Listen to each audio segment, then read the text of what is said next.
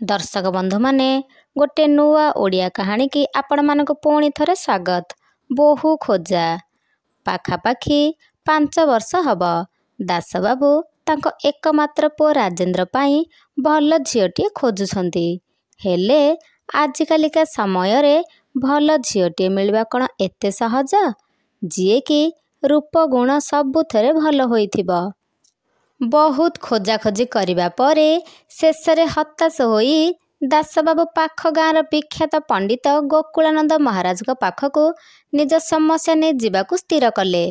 एकदा सोमवार सखाळु सखाळु दास बाबू नित्यकर्म सारी तांको चिराचरित ढंगरे पान खंडे कଳରେ जाकी तांको भंगा छताटी सांगरे नहीं बाहरिले पंडितंको घरकु। पंडित महाराज तांको पूजा पूजी सारी बसी थांती। सेई समय रे दास बाबू जाई पहुँची गले। दास बाबू पंडिते नमस्कार। पंडिते नमस्कार नमस्कार। आसंतु दास बाबू बसिबा हुअन्तु एवं आसीबार अभिप्राय कण कुहन्तु। दास बाबू महाराज पुओ लागी गत 5 वर्ष धरी भल बहुटिए खोजुछि हेले पाउनी। खोजी खोजी थकी गलेनी। आपण मो समस्यार किछि गोटे समाधान करंतु आज्ञा। पंडिते कहिले दास बाबू आपण जमा व्यस्त हुअन्तु नाही। मु आपणक समस्यार समाधान करदेबी। आपण प्रथमे मो पाई पाख बगीचारू सबुठु सुंदर फूलटी तोली आनी दियंतु। किंतु गोटे शर्त हेउछि थरे आगकु गले आ पछकु बुलिबे नाही। पंडित महाराज का कथा सुनी दास बाबू पाख बगीचा आड़कू अग्रसर हेले। किछि समय परे दास बाबू खाली हाथ रे फेरी आसी पंडितंक पाखरे पहुँचिले। दास बाबू को खाली हाथ रे फेरिबा देखि पंडिते पचारिले दास बाबू आपणो कण सुंदर फूल मिलिला नाही।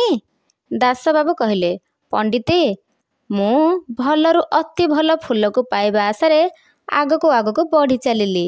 बाटरे अनेक सुंदर फूल देखिली किंतु आहुरी भल फूल पाइबा आशारे आगकू बढ़ी चलिली। दुर्भाग्यवशतः शेषर केवल सुखिला मौला फूल मिलिला। पंडिते कहिले दास बाबू जीवन मध्य एही प्रकारर अटे। सबुठारु योग्यर अनुसंधान भ्रमित होई रहिब तो जहा किछि संभव ताहा मध्य हातरू खसी जीव। सेथिपाई जहा प्राप्त हेउछि सेथिरे ही संतुष्ट रहिबार वृत्ति उत्पन्न करंतु। एहा ही आपणक समस्यार प्रकृत समाधान। श्रोता बंधु जदि मो गप्पटी भल लागि थाए तेबे गप्पटी को लाइक और शेयर करदेबे। कमेंट बॉक्स रे कमेंट निश्चय देबे।